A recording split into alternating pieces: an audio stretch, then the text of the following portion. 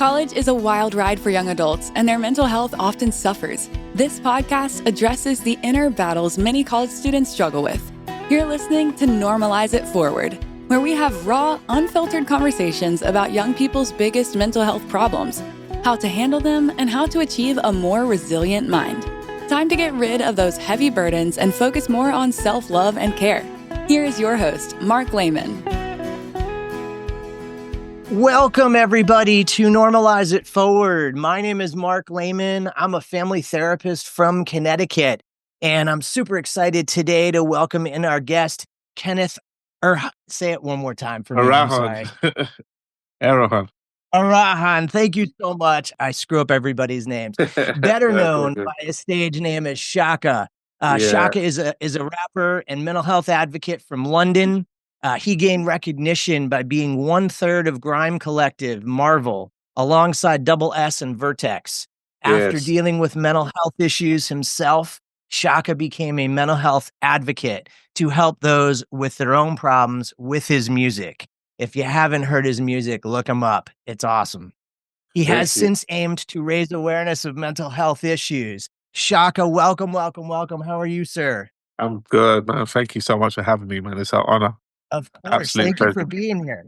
I really appreciate it. So, it's so tricky when I do an intro. I feel like I'm telling just a bit about a person, but I know there's so much more. So tell us a little bit about your background.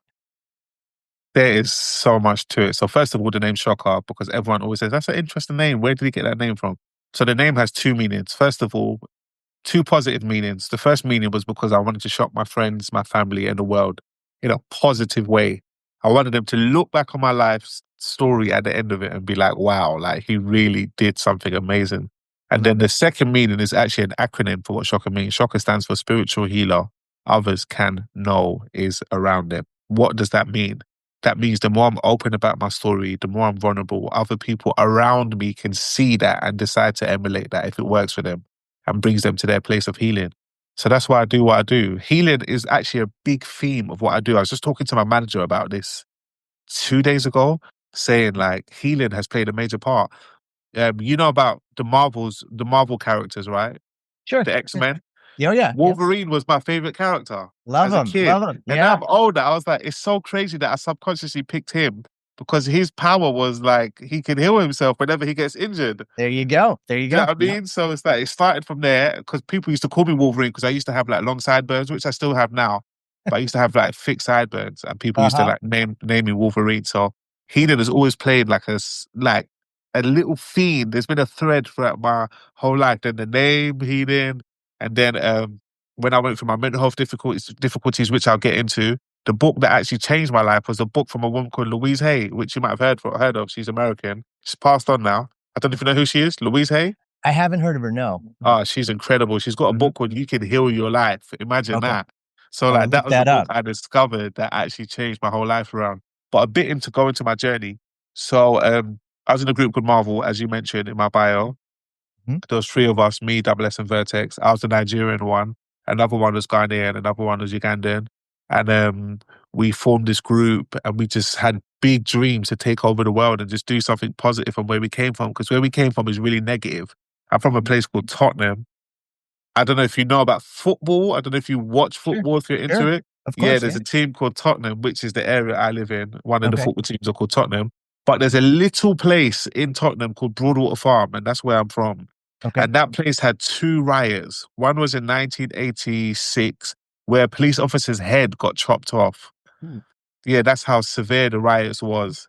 So there's always been problems between the community and the police. Then there was another riot in 2012 where someone from my area got shot down by the police. So there's a hostile relationship with the police. And my area was so terrible that Princess Diana, I'm sure you know who Princess Diana is.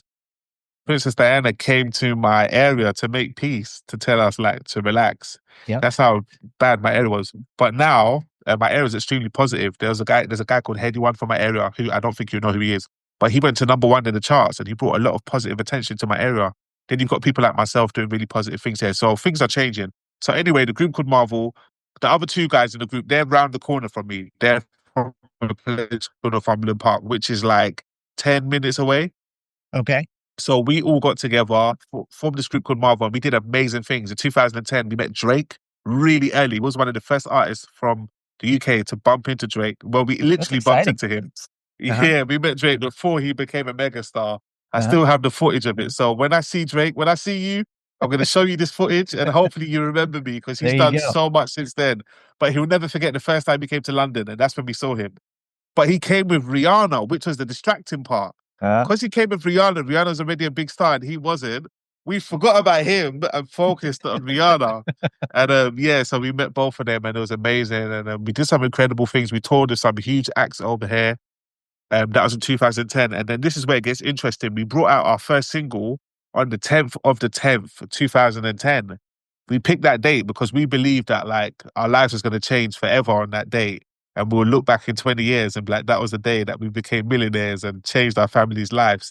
But the complete opposite happened. That day came and our song didn't even do well. It wasn't even in the top 200s in the charts. And that's when I went into depression for the first time. I experienced like isolation. And I always say to people, there's a difference between isolation and solitude. Solitude is when you willingly depart from the world and take some time for yourself willingly. Isolation is when you're forced into hiding, where like you like force yourself into hiding because you can't face the world or face people.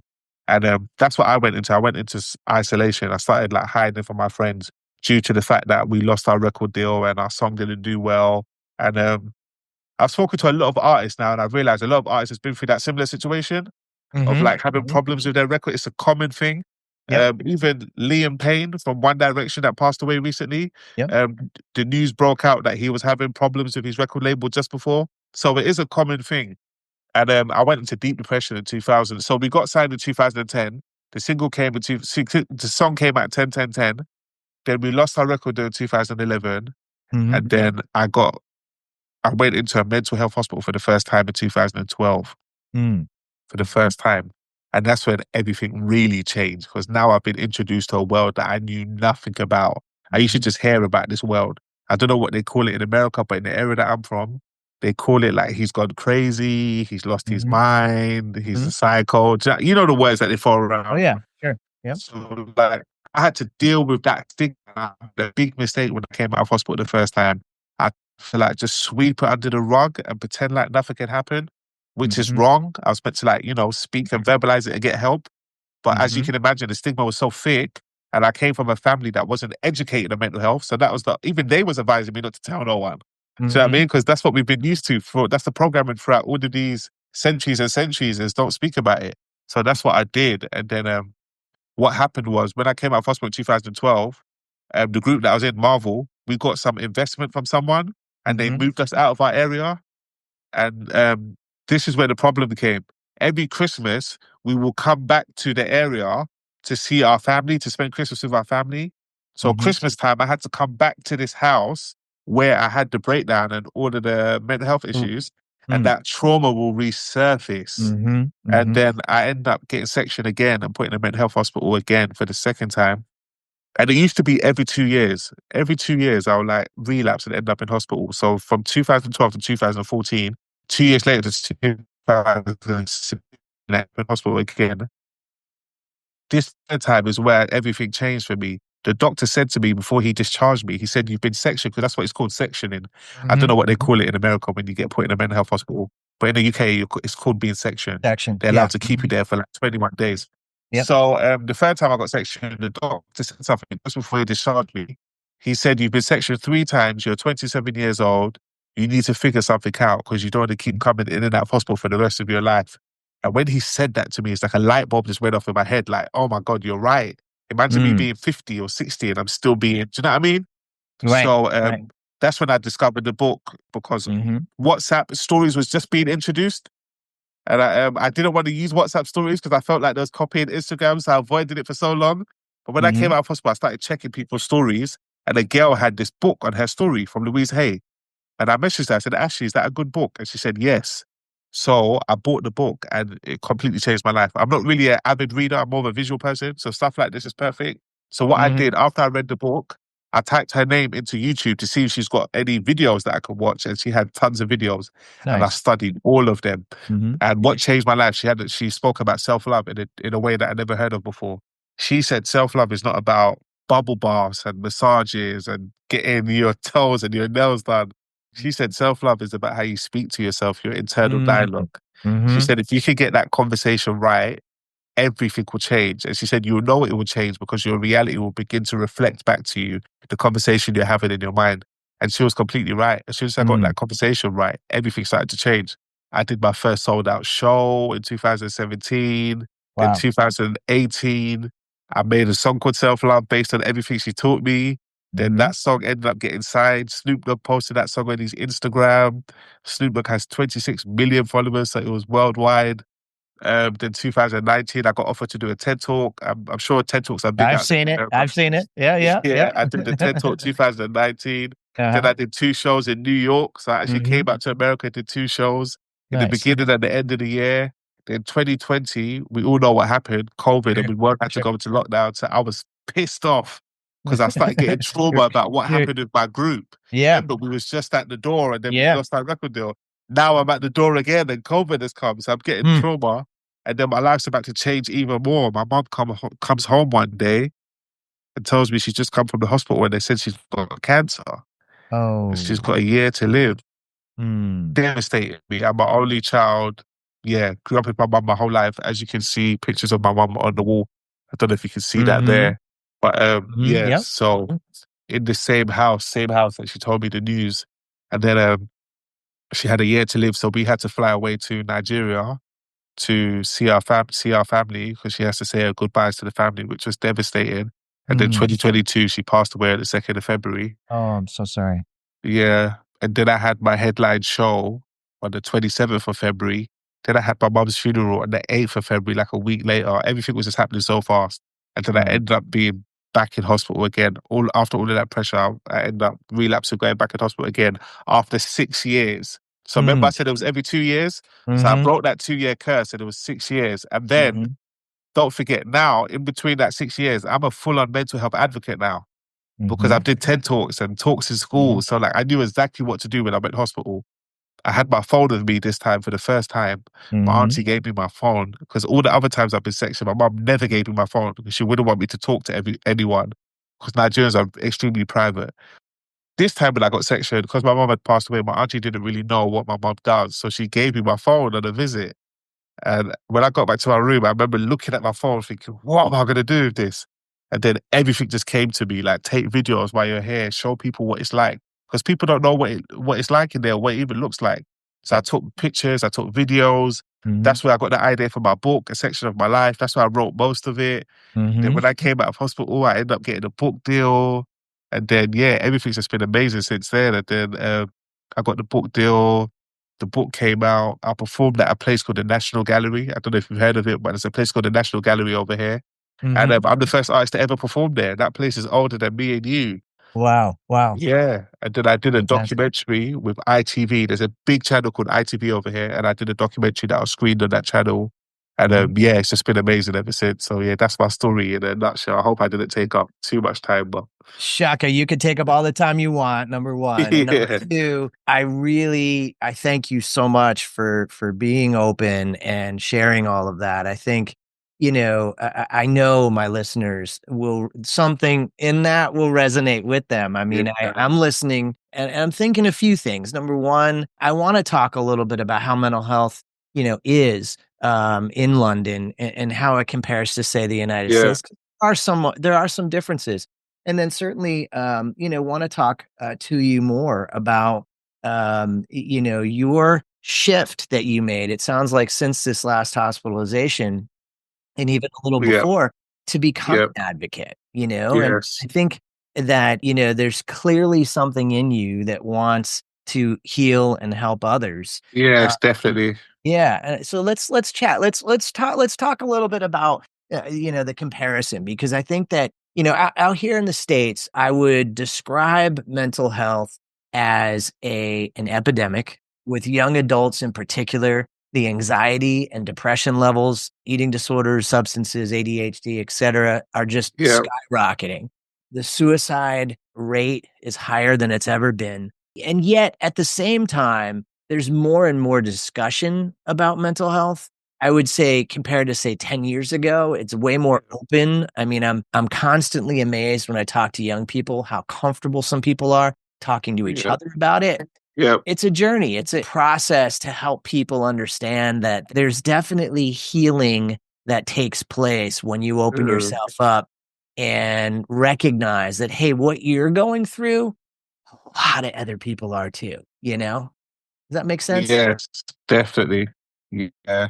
What I want to say is that mental health has always been there, but what has happened was my parents' generation, so the older generation, they didn't deal with it. And they didn't deal with it not because they didn't want to, but they didn't have the luxury to deal with it. Their life was so fast paced that my mum came to the UK at such a young age, had me at a young age. I haven't even had my first kid yet. By this age, my mum had me and like had a full on life. So they didn't have time. So when people would die in her time, they'll just get on with it. Yeah. They'll mourn for like a day and then, just get back to work and get on with it. I remember when my mum first got her cancer diagnosis, she worked for like a week or two until we told her like, no, you need to like, forget work and deal with this at hand. But like that generation so used to just like sweeping it under the rug. So what's happened with this generation is that now we've got the luxury to actually look at things. We've got a lot of time to talk to each other and do podcasts and like that generation couldn't do podcasts. Sitting down and talk what? Podcast? You know what I mean? We have to march. There's racism. They're trying to kill us. Yeah, so this generation actually, that generation was the it is what it is generation. So like it is what it is. We're just gonna, just keep moving continue. Forward. This generation is just keep moving forward. That was it is what it is generation. Yep. And this generation is the let's finally deal with it and put a stop to it generation. Yeah. So if this generation doesn't deal with it, what we're gonna do is we're gonna lay out enough blueprints and enough information for the next generation to be okay. They're gonna have all the tools they need. I love it. We didn't have. Yeah, I love it. I love it. That's a great segue. I want to ask you about that because I think that my listeners, some of them are going through their own journey, and those that maybe aren't have people around them that are. And you just talked about your journey. Let's talk about where music fits into that, Shocka. The healing side of your lyrics and your performances and your music. Talk to us about that. As you can see me nodding my head, music played a major part because I've never gone to therapy. And people are so surprised. They're like, you've been sexual 4 times and you've never seen a therapist? I've done similar things like to therapy, but not actual full-on therapy because my music has served as therapy for me. Interesting. My music was so deep at a point that I forgot it was music. And my friends started telling me like, yo, Shocks, you got to start putting choruses and, picking nice beats because it still is music. Because your music's becoming full-on depressing. That's how much I used it as a tool for healing. So now I've got the perfect balance now. I've got the perfect balance of having a beautiful message, using it as therapy, and still something that you can listen to and vibe to. But it took years to get to that balance. Before I used to just dump. Hence why, like, if you've not, I don't know if you've listened to my albums, but the first song is always called Vent. Yeah. And I'm on Vent 4 right now. Okay. And the vent started by me just venting. Like, that's what the vents are about. If you listen to every vent, it's a reflection of where I am in my life. So my last vent is me speaking about, my mom's cancer and because that's what was going on. This vent 4, that's on this new album, Vulnerability is the New Cool. I'm talking about the money I'm making and, what life is like. And like, I'm talking about Palestine and like, do you know what I mean? So it's always a reflection of the time. So like, I look forward to my next Vent 5 whenever I do it. And like, but I'm so happy that I've got something like that. Having something like that is important. People should, even if you don't have a recorded Vent version like what I've got, you should have a diary Vent version where like every month you vent out. You read my mind. I talk to a lot of young people about journaling. And some of your lyrics remind me of, journal entries. Yeah, they are. Yeah, definitely. Yeah. And by the way, you're a fantastic songwriter. I've listened to a lot of your music. Yeah, you're an excellent songwriter. I think there's so much passion in your words. And, I listen to a lot of different music and I feel like as a listener, sometimes you can feel the passion and sometimes you can't. You know what I mean? Definitely. Right? Yeah. Definitely. So you've gotten, it sounds like, a lot of therapeutic value out of songwriting. And as you 100%. said, venting. Definitely. Right? Yeah. Definitely. Venting is extremely important. Especially there's one thing about seeing your words on a paper, then there's another thing about hearing your voice, saying what's in your mind. Yeah. Do you know what I mean? Out loud for the world to hear it. Yeah. So like, that's what I love. I love like certain things that's like bothering me in my head, and then recording it and then listening to it and then dissecting it and realizing that it wasn't even that big of an issue. Because our biggest fear is that if we say it to someone, how they're going to respond. Right. But in most cases, they respond in a way that you generally not thinking they're going to respond. That's right. That's right. Sometimes, in our head, it feels bigger, right? You know? Yeah, it feels bigger. Yeah, so that's why I made vulnerability is the new cool, because like Jay-Z's got an amazing saying that he says, you can't heal what you don't reveal. And it's true. If you don't heal it, you can't reveal it. So it's like, if I can make vulnerability cool, it can give people more of an initiative to like, you know, incentives to want to reveal and realize that there's nothing really there when they reveal it. What they're afraid of is not really that scary when they reveal it. And there's so many ways to be vulnerable. I always list like 5 ways. You've got the spirituality way of being vulnerable, where you can, you know, talk to your creator in the place of your comfort.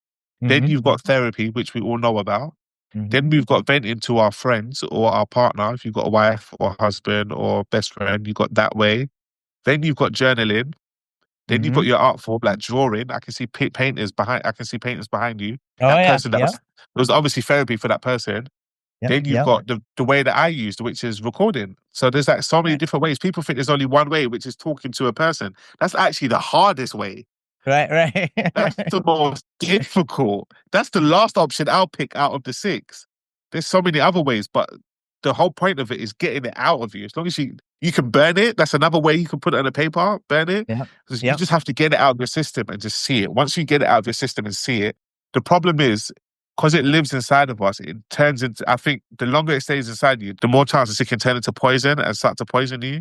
The more you keep it inside you. When you keep it out, when you get it out of you, you can look at it and you can, you know, play with it.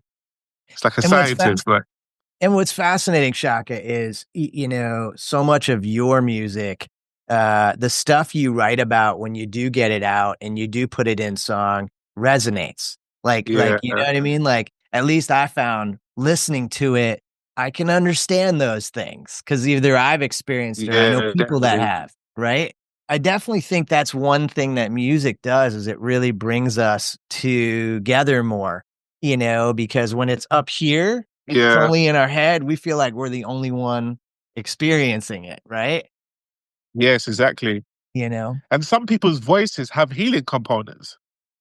Genuinely. I've been told mine does not.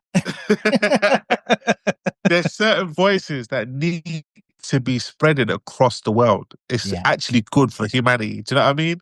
Yeah, There's certain voices that you need. There's certain voices. There was a woman over here called Jenny Francis. She used to be late nights. There's a radio station called Capital Extra. And Jenny Francis, well, it's called Capital Extra now, but it used to be called Choice FM. And Jenny Francis used to be late night on Choice FM. And she made a name because we all know her for how soothing her voice was on late nights. Imagine that. She is known for like, do you know what I mean? Everyone remembers Jenny Francis' late night show. So like, there's certain people that have gifts like that. Their voices are just healing. Like, it's meant to be spreaded across the world.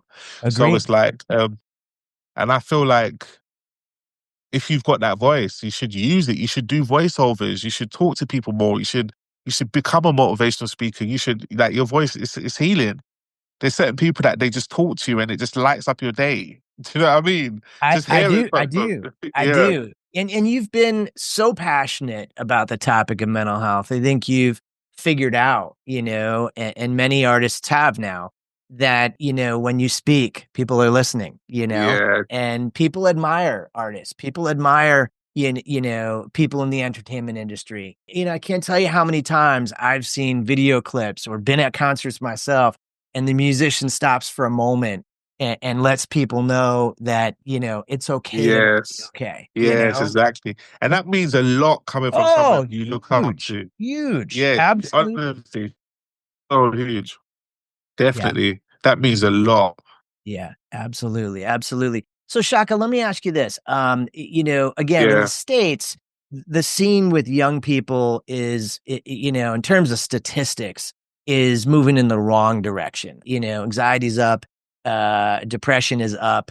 I'm assuming that's the case where you're from as well. That's the exact case. Yeah. Yeah. And let me ask you, because I think everyone has an opinion on this.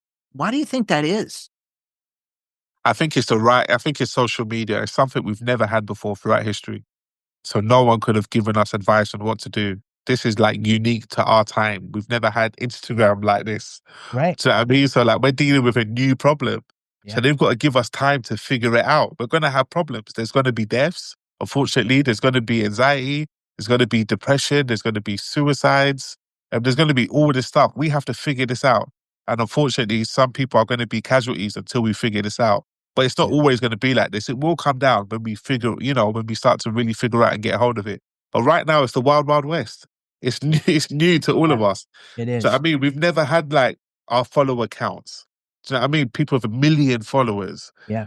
Getting 1 million likes. Yeah. Going viral. Do you know what I mean? Like you can trip over in the street and next thing you know, you're on the news. You're on NBC. Right. Everyone's talking about it. Like imagine how that person feels like.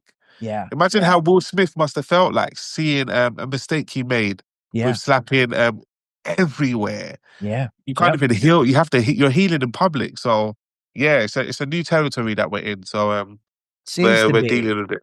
Seems to be, and I really feel like there's a positive edge to it and a negative edge to it, and as you said, definitely, we're still trying to manage the negative edge. Yeah, because if it's a lot to deal with for adults, imagine for kids. Because when I was in school, we didn't even have phones in classrooms. These kids have phones in school, and it's a whole different world we're living in.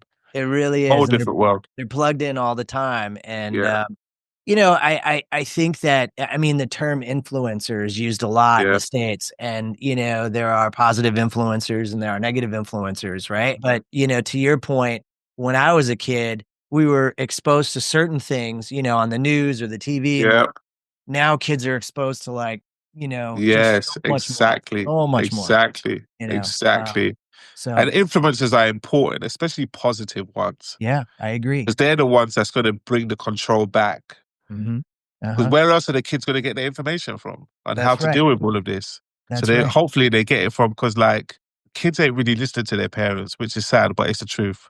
They listen to these influencers have more power than some of the parents of these kids.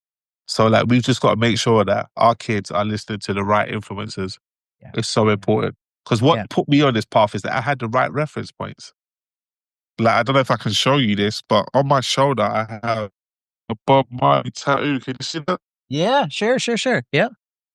I have a Bob Marley tattoo, and I see that every morning, and it always snaps me into gear of the positive impact he had on the world, and the messages he put in his songs and the life he led. Amazing. So it's your reference points and your influences are so important. They just agree. put you in line. They put you right in line. Whenever I do something that's distasteful or dishonorable, I always think obviously he wouldn't care, but it's just the thought of would he do something like this, or is this a respected act? So it snapped me back in line. So is that pick the right reference points, because 95% of the time you do become your reference points as well. You actually turn into them. If you're listening to them every day and studying them, you're going to become them. So pick the right ones. Yep. No, I hear you. I admire his career and everything he stood for and all of the influence he had, certainly down in Jamaica and around the world. But certainly, I say to you, Shocka, you are an influencer. You are a person who is creating a ripple effect with your lyrics and your message. Yeah. So keep going. Keep doing what you're doing. We appreciate it. I appreciate it. Just want to let you know that. So thank you. So I want to put you on the. You're welcome. You're welcome. I want to put you on the spot for just a sec. So part of what I do normalize. Go ahead. Part of what I do and normalize it forward is I ask that people nominate a friend, a coworker, a relative, because I want the conversation to keep moving forward. Do you have anybody in your world who you think would be helpful for me to interview next? I do. There's a guy called Ben West. Okay. Ben West. He's a mental health advocate too. Great. Give him a DM or message me afterwards. I'll send you his Instagram. Will do. Same way you reached out to me. Hopefully he sees it and you reach out to him. If you can't get Ben West, there's a guy called Hussein Manouar. He's amazing too. Okay. He's a poet. Okay, great. He's amazing. He's got mental health books. Yeah, he's amazing. He helped me out a lot. Fantastic. Shocka, Yeah, I'll send them to you. So hopefully we keep the conversation going forward. Thank you. So let me give you a little bit of space for a minute and tell our listeners. I know you've got a big concert coming up in London. Tell us all about it. When is it? Yes, where is it? I've got a concert coming up in London on March 16th. It's at the Old Academy. The Academy is a legendary venue. So many iconic artists have played there, and I'm playing there. It's on the 16th of March. It's for my album. Vulnerability is the new cool. If you haven't heard the album, please listen to it. It's an album that could heal you. You're going to hear topics that you've never heard rappers talk about before. And I'm speaking about them in such a beautiful way. So yeah, please listen to it and reach out to me on Instagram. As you can see, I'm very accessible. I try to get back to all my messages. The day I don't get back to my messages means that I'm a full-on superstar and that is too late. But before that time comes, I'm trying to hang on to what I've got left. But I'll try to respond back to everybody. So yeah, let me know your feedback on the album and we can talk about it. You're a grounded and honest and open human being, Shocka, and for that I appreciate it. I too tell everybody to take a listen. I've listened to your new album. I think it's great. If you're in his neck of the woods in March, go catch him in concert. And tell your friend to come. I will let her know. I'll let her know. And just thank you for your time, your energy. Definitely. And I really appreciate you being so open and honest with everybody. Definitely. Let's do it again. Would love to. Later on this year. Definitely. Would love to. Shocka, have a great day. We'll talk soon. Pleasure. Thank you. That's all for this episode of Normalize It Forward. May this conversation serve as a reminder that you are never alone in facing your mental health struggles. There are always people who can help. To dive even deeper into our journey of normalizing one of the biggest issues young people face, check out more episodes of the show at youareheard.com. It's UAREHEARD.com. Continue gaining access to the right tools, the best resources, and the most insightful advice to achieve positivity, mindfulness, and genuine happiness.